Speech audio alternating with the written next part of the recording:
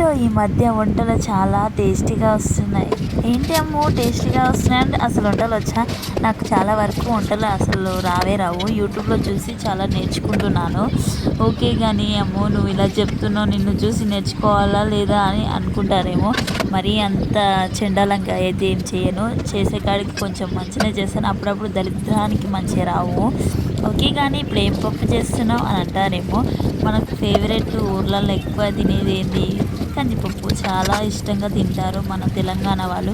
అందుకనే మంచిగా కందిపప్పు తెచ్చుకొని చేస్తున్నాను. ఎండాకాలం వస్తే చాలు నోరంతా దూప దూప అవుతుంది. అందుకనే మంచిగా చారు తింటే కొంచెం దూప ఆరుతుంది, కొంచెం తినాలనిపిస్తుంది అని చేశాను.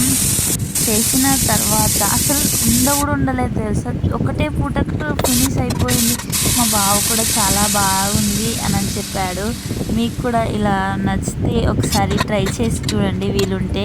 నేనైతే చాలా బాగా అనిపించింది. ఫస్ట్ టైం ఇలా ట్రై చేశాను. ఆకుకూర అన్నీ కూరగాయలన్నీ మిక్సింగ్ చేసి ఇలా పప్పు చేశాను. చాలా బాగా వచ్చింది. ఏంటి అమ్మో ప్రాసెస్ చెప్తలేవు అని అంటారు.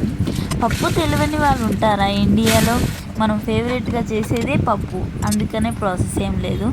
నచ్చితే లైక్. పప్పులో ఇలా ట్రై చేశారా ఎప్పుడన్నా? తెలిస్తే కామెంట్ చేయండి. నేనైతే ఇలా ట్రై చేశాను. అద్దుర్సు నేనైతే ఉల్లి ముక్కలు వేసుకొని పప్పుచారు వేసుకొని తింటే ఆహా ఎంత బాగా అనిపిస్తుంది. ఒకసారి ట్రై చేసి చూడండి, కామెంట్ చేయండి ఎలా ఉందో. ఫస్ట్ టైం ట్రై చేసిన వాళ్ళు మాత్రం కడుపు నిండా తింటారు. నచ్చితే లైక్ చేయండి.